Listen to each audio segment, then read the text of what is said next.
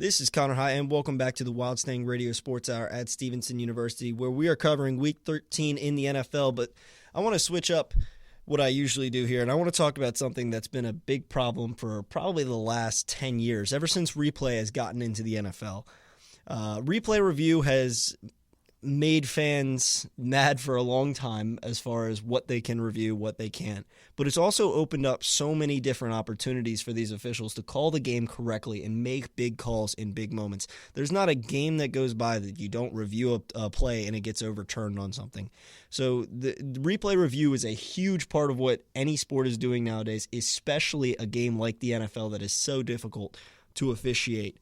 And I think one person that said it perfectly is Mike Tirico. And I was watching Sunday Night Football between the Commanders and the Broncos. Great game, by the way. And Mike Tirico went on there, and it was a sequence of bad calls by the officials, and all of them were penalties, so none of them were really reviewable. And Mike Tirico said it perfectly. He says, when you open Pandora's box, do you just peek in or do you go all the way?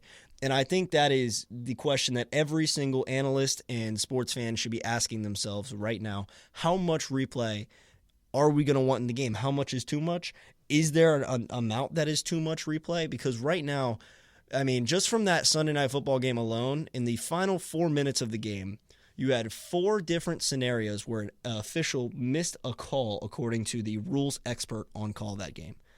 Marcus Mariota, quarterback for Washington, tripped on a defender's leg in the backfield, scrambled forward, fell down, and then gets back up and runs for 8 yards. It's a big play for Washington because this is on a big drive trying to tie up the game or take the lead.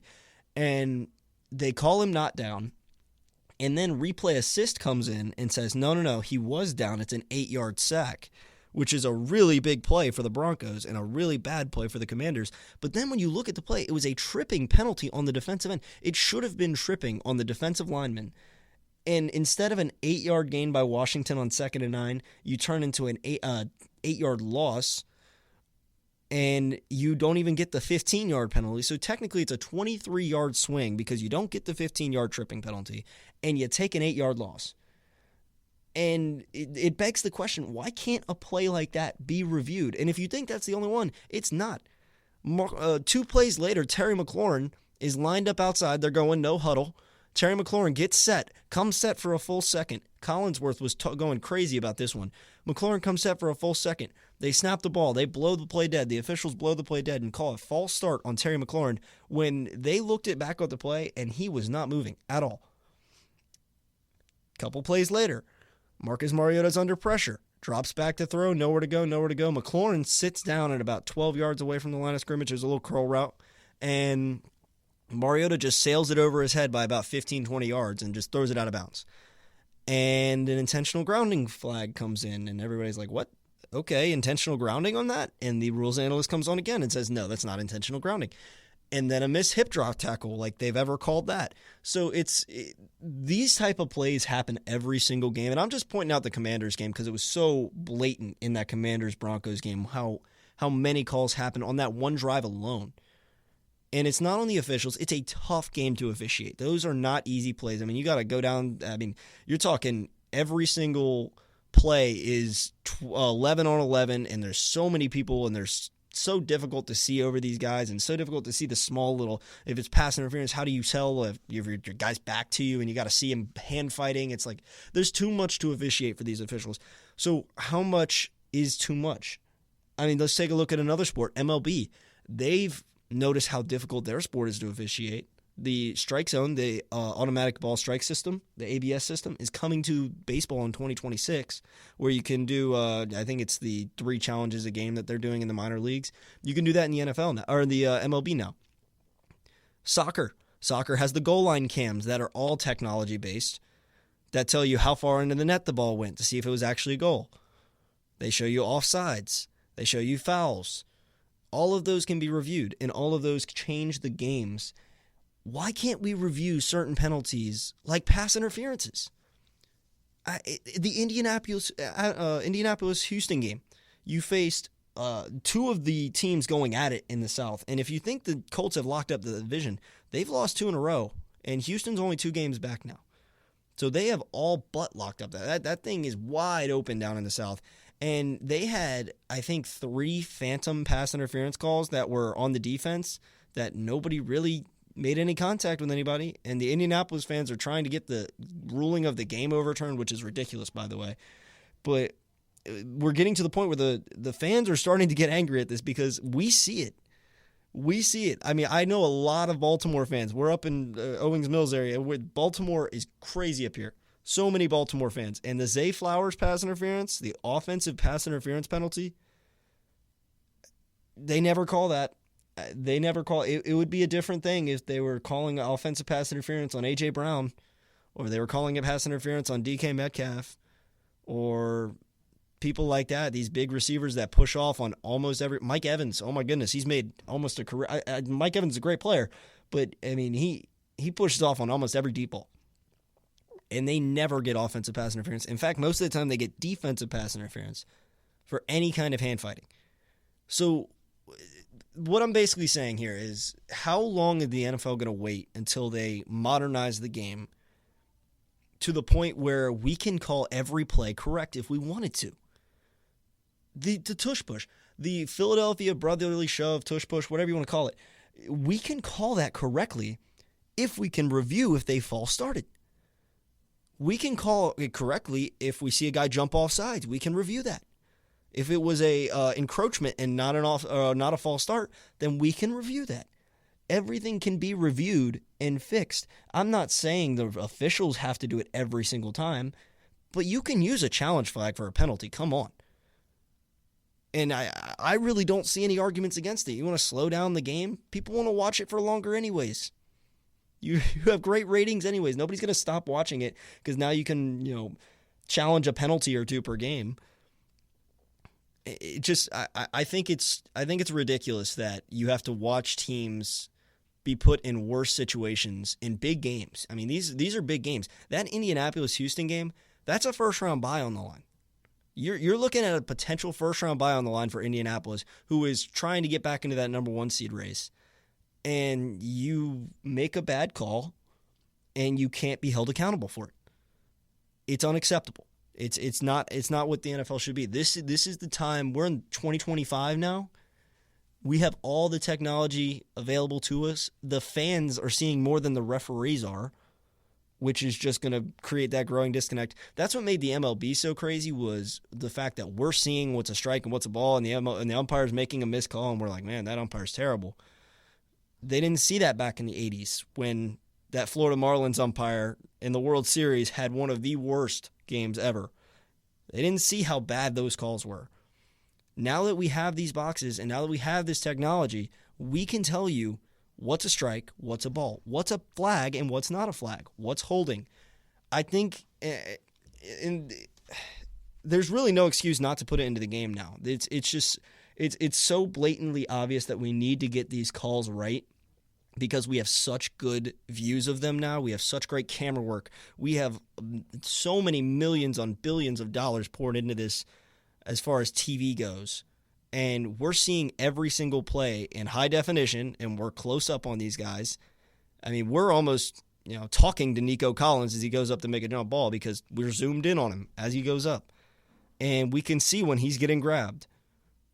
And we can't review it and say when he is. I don't get it.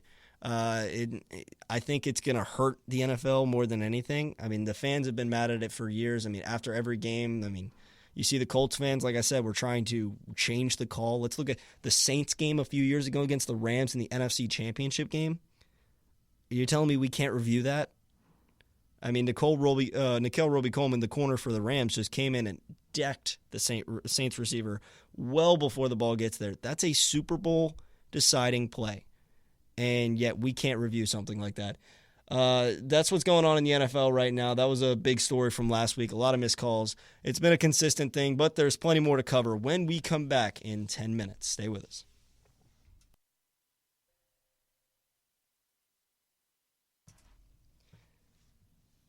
Are we watching the fall of the dynasty that is the Chiefs? Welcome back to Stevenson Sports Hour with Connor High, where we are covering Week 13 in the NFL.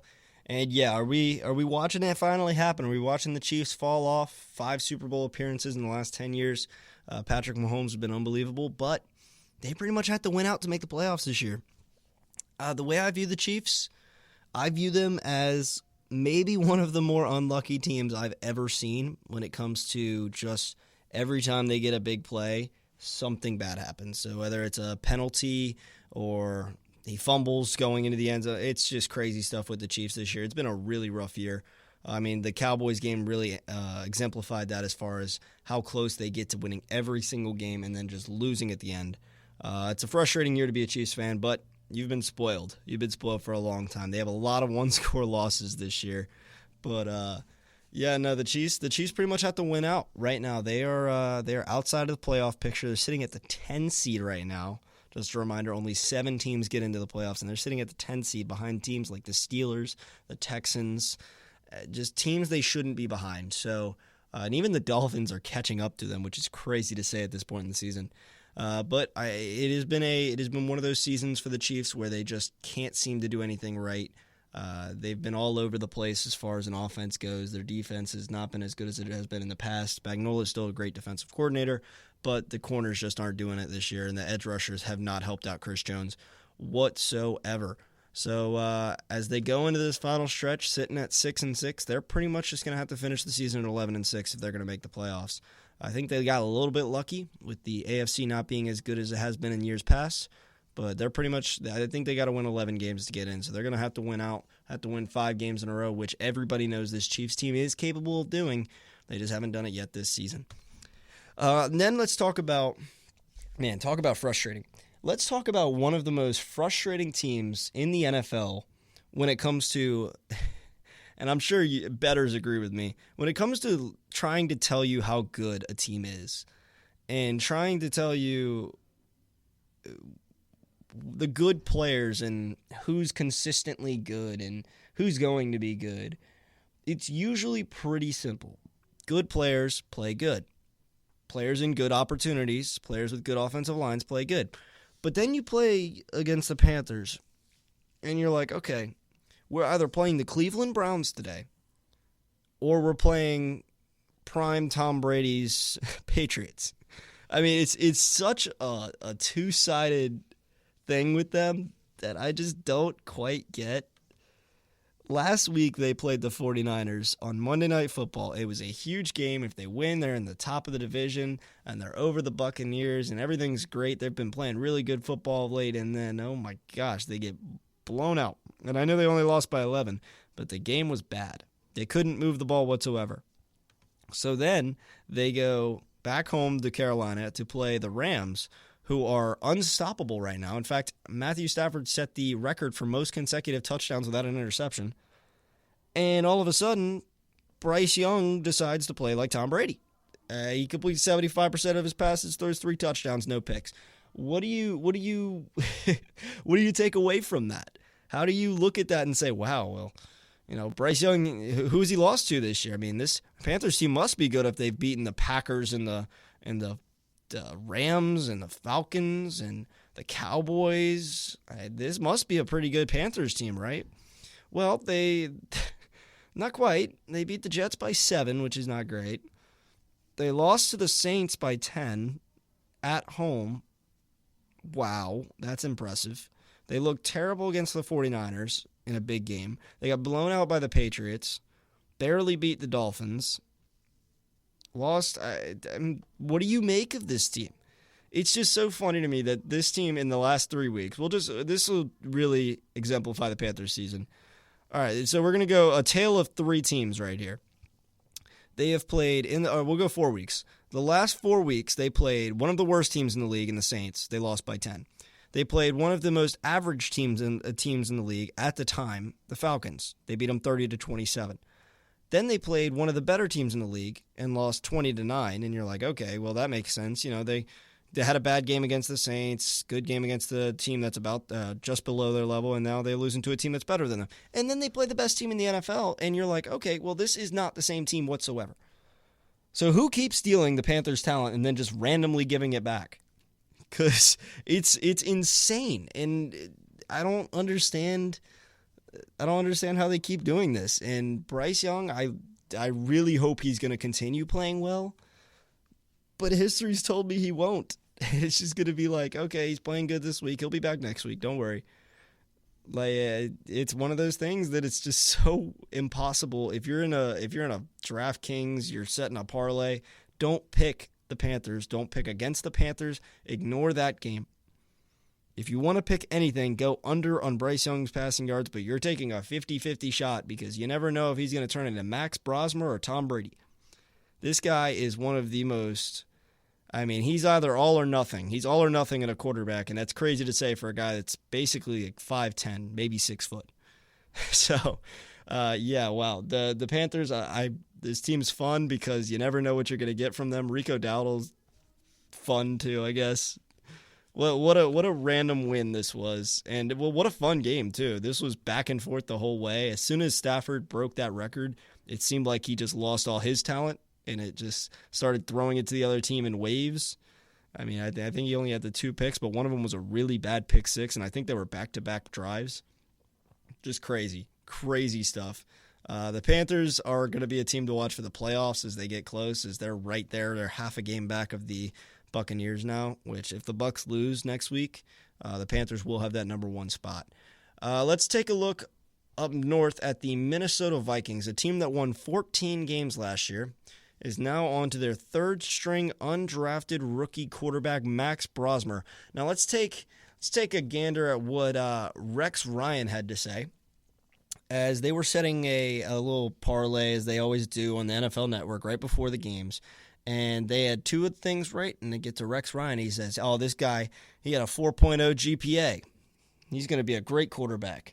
He's going over 185 pass yards. Okay, Rex. And then you go to Steve Mariucci. And Steve Mariucci took it even further. And if you don't know Steve Mariucci, he was a part of that San Francisco organization back when they were really good and when they started to trend off. But they said he was going to, or Mariucci said he was going to throw for about 485 yards. Basically, that was an exaggeration. Had to have been an exaggeration because it's 485 yards. That's close to the NFL record, for one. 2, Steve Mariucci's much smarter than that to say that. And 3, this guy's an undrafted rookie. Mariucci did say that he'd seen him before and he saw him in some of the camps that they were doing, and this guy was unbelievable. He's very smart, can read a defense, and I believe it. Absolutely. But you got to realize he's playing the Seahawks. He is playing the Seattle Seahawks. And yeah, it showed, by the way. He completed 63% of his passes. That's good. That's the only good thing that came of this. He threw 126 yards and 4 interceptions. So the 4 interceptions is not exactly what I picture Rex Ryan thinking would happen in that game. Can't fully blame the guy. He's going against one of the best defenses in the NFL. But really rough debut for Max Brosmer. Really rough start. And he threw, I think, the funniest interception of the season so far, where he was getting sacked and he just underhanded it to the linebacker who took it back for a pick 6. Yeah, that was whoever went against the Seattle Seahawks in fantasy on defense. Oh my gosh, sorry for you. Because good Lord, that was a really, really bad game all around for the Vikings. And Max Brosmer showed why he was an undrafted rookie. And as for the Vikings, I think this was the final nail in the coffin. And it's been a very, very bad season for them ever since they let Darnold go. Everybody's been questioning that decision.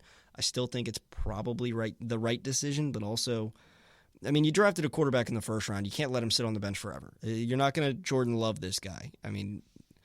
You can't afford to do that, really. You got to pay the team around you, and you're going to start getting this aging talent coming up. You need J.J. McCarthy to be ready now. It was the right decision to let Darnold go. Let McCarthy have a chance if you really think he's the guy. Now, what's coming out of there about Kevin O'Connell not thinking he's the guy, can't say anything about that. But, yeah, I think it was the right decision in the end.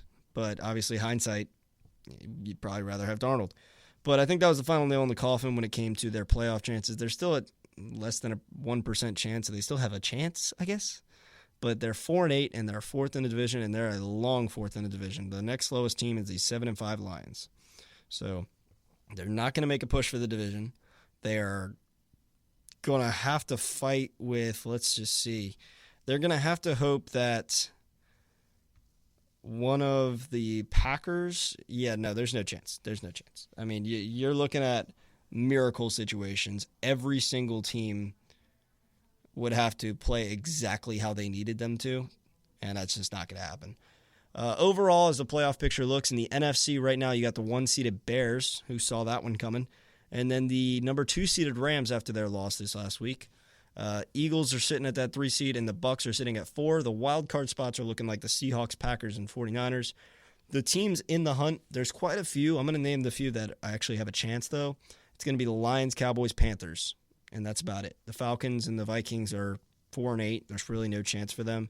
The Commanders still have a chance to make the playoffs, so less than 1% chance. You better start winning now, or just lose a lot. And if I'm the Commanders, I'm hoping I lose a lot. But the Lions, Cowboys, I think are the two most suitable for that wild card spot, especially since, the Buccaneers have not been playing good football of late. So I think they might end up losing that division to the Panthers, who I can't predict the Panthers anymore. I have no idea what they're going to do. They are just so hot and cold. It's fun to watch because you never know. You have no clue. So never put money on the Panthers, at least this season. When it comes to the AFC in the hunt right now, out of the playoffs is the Texans, Steelers, Chiefs. The Dolphins are clinging to hope, and the Bengals actually, I know they're 4-8, but that division is really not good, and Joe Burrow's back. Anything can happen over there.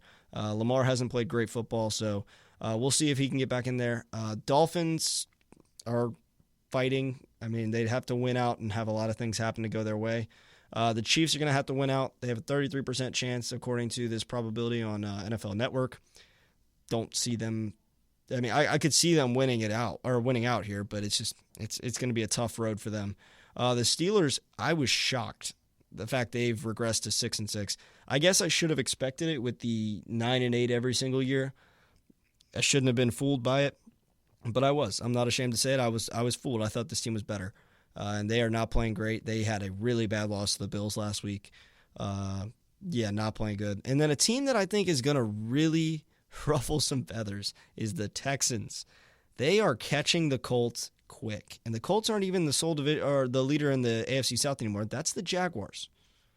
So they are catching the Colts really, really quick right now, and they're 7-5 out of nowhere.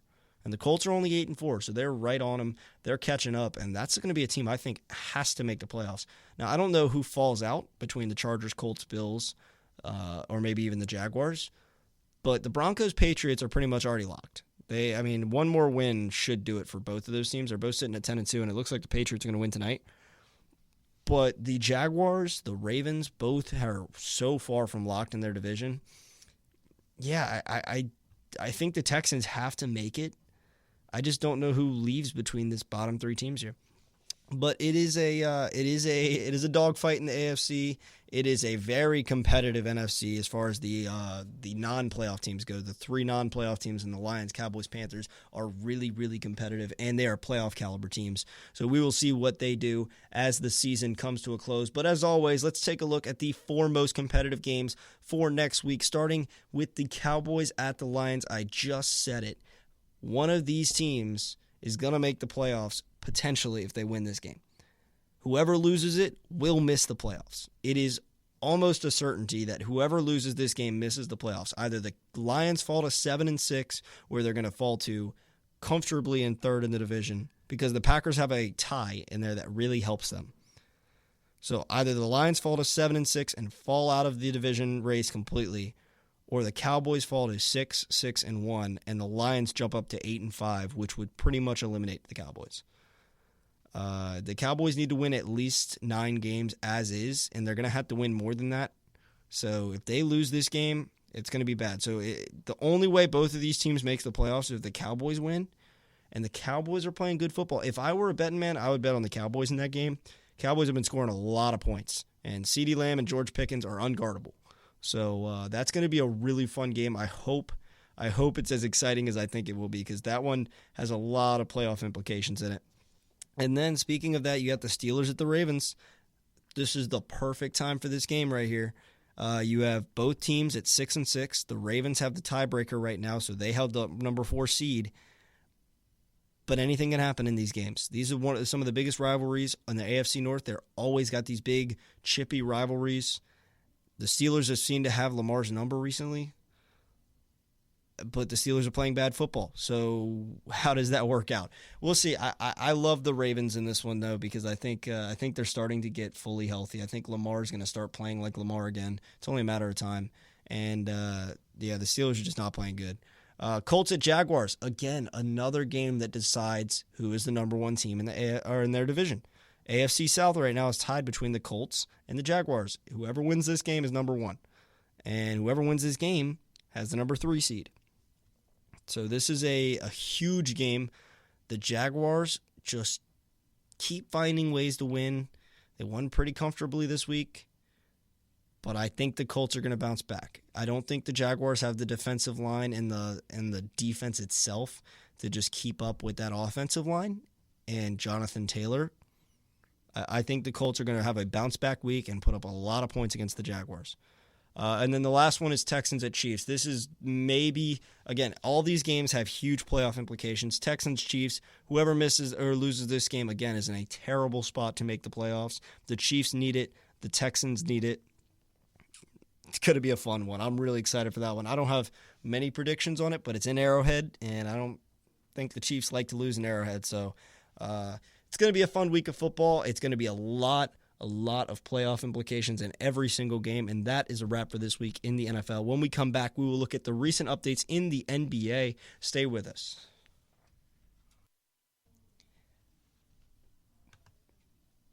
What do you get when you put the number 3 offense in the league and the number 1 defense in the league together?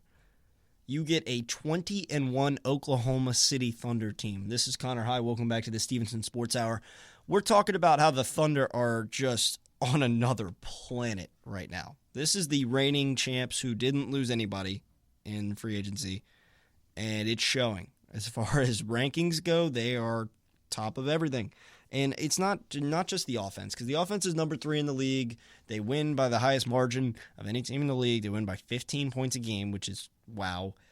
They don't have amazing offensive ratings other than their assist-to-turnover ratio, which is number 5. But when you look at their defense and how good they play on that side of the ball, number 1 in points per game, number 1 in margin, number 2 in opponent fast breaks per game, number 1 in points in the paint, number 2 against assists, so they allow the second least amount of assists of any team. They're not that great at rebounding, but they are phenomenal at forcing turnovers. They are number 1. They 1.3 assist to turnover ratio is unreal for an NBA defense. They have done so many good things. I mean, they have so many good defenders.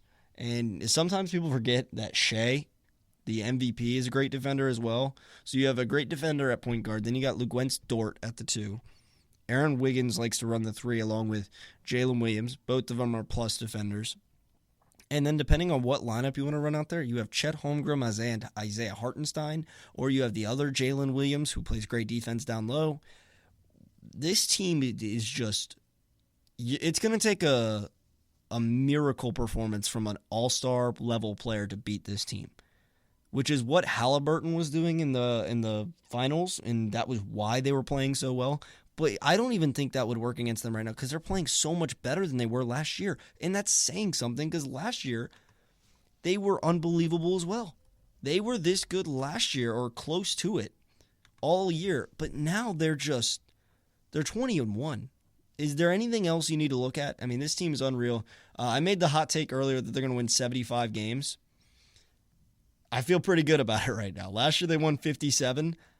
I feel pretty good about 75 this year. And I know that sounds crazy because 75 games has never been touched. It's 2 games better than the next high, or the highest ever.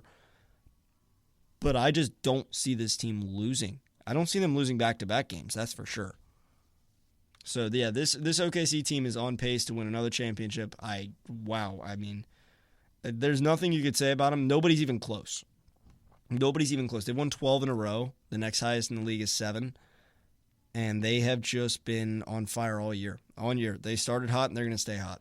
So yeah, it's been a miracle couple of years for Sam Presti. He's going to go down in the Hall of Fame probably for making this team, and he's got the picks to keep going and keep doing it again. Let's talk about another draft pick, Kon Knueppel out of Duke. Probably the rookie of the year if you ended the season today. He's averaging 18, 5, and 3 over there in Charlotte. And coming out of Duke, he was the 4th overall pick, and people didn't really know that much about him. And when he came out, I know I said this last week, but I want to say it again. He just has Klay Thompson vibes. He's a lengthy defender, a 6'6" forward / guard. I would play him at guard, and he can shoot. This dude has a great 3-ball. He's shooting 41% from 3 this year. He's hit a couple really clutch shots. This dude's a gamer, and he's been phenomenal all year. And he's kind of just making Charlotte a little bit competitive. I would love to see Charlotte finally be competitive over there with LaMelo, but Con Knippel has been a very big bright spot for them. And his former teammate Cooper Flagg has become the youngest player in NBA history to drop 35 points, passing LeBron James. Looking at his season, it's not been as good. He's averaging 16, 6, and 3 on lesser shooting numbers. 25% from 3 is the most notable one. And while he's not having a bad rookie season, I think the team around him and the dysfunction in that organization so far has been a big factor as to why he's not absolutely running away with the Rookie of the Year. Because everybody's aware this guy is the best rookie. I mean, he's better than Knippel. They played on the same team, and this guy is so much better. And when you watch him play, it's just he's got the feel of an NBA vet, and he's 18 years old. And he's been good. He's been good so far. I think people were expecting him to be a little bit better, and you just can't be when that team around you is that bad. And then the last big news coming out of the NBA right now is that Giannis was noted saying that he thinks he's going to break the all-time scoring record at the end of his career, set by LeBron, which, first of all, I want to note, happy to see Giannis is hoping to play that long. That's very, very exciting to see because everybody loves Giannis, and he's one of the all-time greats. How great is he? We'll get to that in a second. But he's at 21,000 points right now, so he's just over halfway there, and LeBron's still playing. So I don't know. I mean, he's been in the league 13 years. If he keeps up the pace he's on now, he's not going to be close. So we'll see. We'll see if he gets there. I don't think he ever will. I just thought it was a fun story to bring up. But Giannis himself, I mean, how great is this guy? 2-time MVP, 9-time All-Star, 9-time All-NBA, 5-time All-Defensive Team, an NBA champion in his hometown team, the team that drafted him, that is. He's a Defensive Player of the Year, could be multiple time by the end of his career. He's a Finals MVP. He's unreal. He's one of the best players of all time, one of the best power forwards of all time. He's got to be in that Tim Duncan conversation when it comes to power forwards. And he's been loyal the whole time, never requested a trade. You never hear any drama with him off the court. Just one of the best players of all time. And I would hope that a player like that would go up for that LeBron record, and hopefully we'll see a lot more good years out of Giannis Antetokounmpo. But that is a wrap on Stevenson Sports this week. This is Connor Hyde. Thank you for listening. I hope you all had a happy and safe Thanksgiving, and we will be back next week to do it all again. The sun